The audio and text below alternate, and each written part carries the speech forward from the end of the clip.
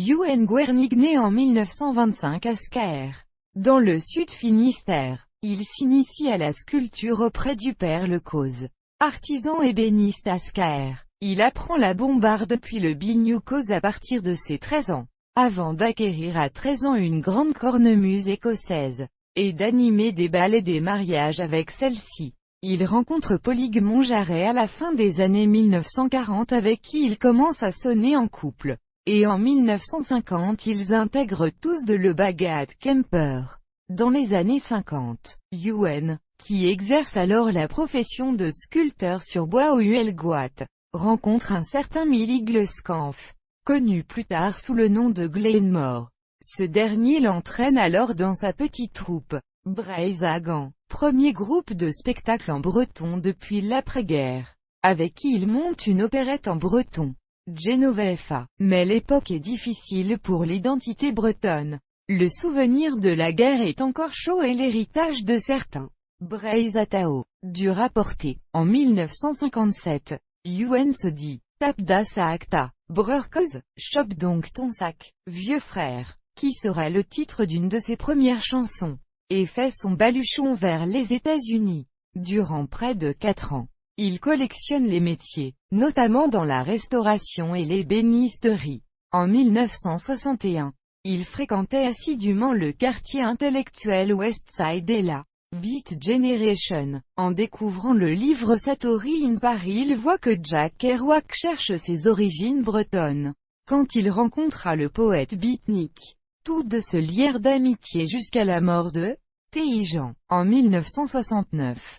Restant une douzaine d'années dans le Bronx, Youenn se fit naturaliser américain et rapporta l'influence de New York dans quelques poèmes. Il a écrit certains de ses poèmes simultanément dans les 3 langues français, breton, anglais. Il envoyait des poèmes et des nouvelles en breton à la revue littéraire Alliam de Brest, nostalgique de son pays natal.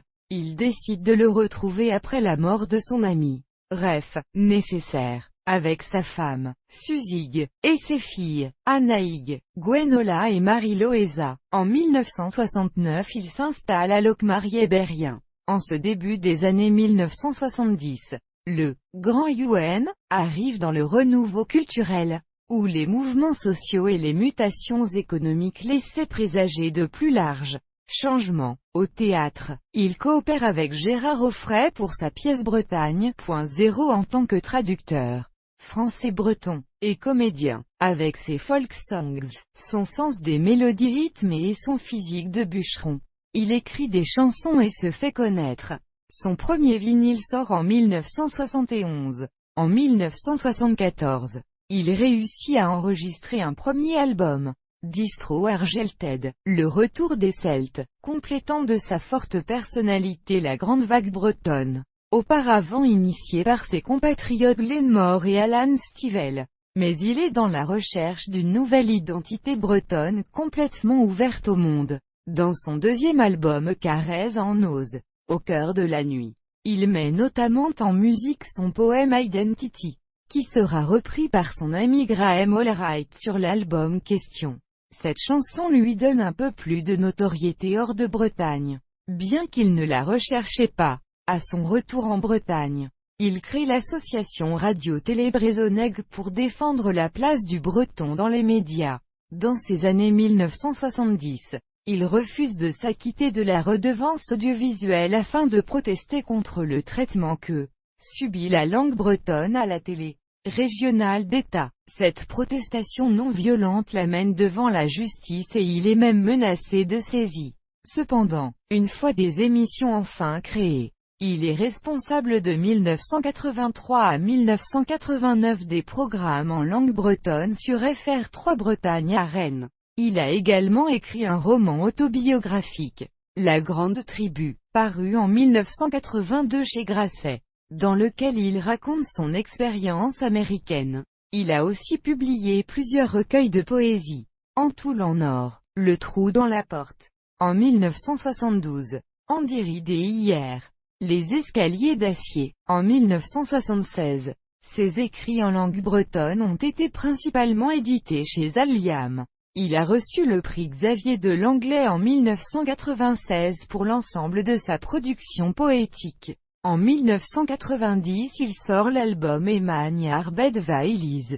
L'arrangement musical diffère des autres productions par la présence marquée d'instruments électriques, guitare, clavier, programmation de boîte à rythme, étant accompagné entre autres de deux membres de Penfleps, Jean-Pierre Rioux, à la guitare, et son gendre Jean-Jacques Beillard, à la batterie, avec qui il donne quelques concerts.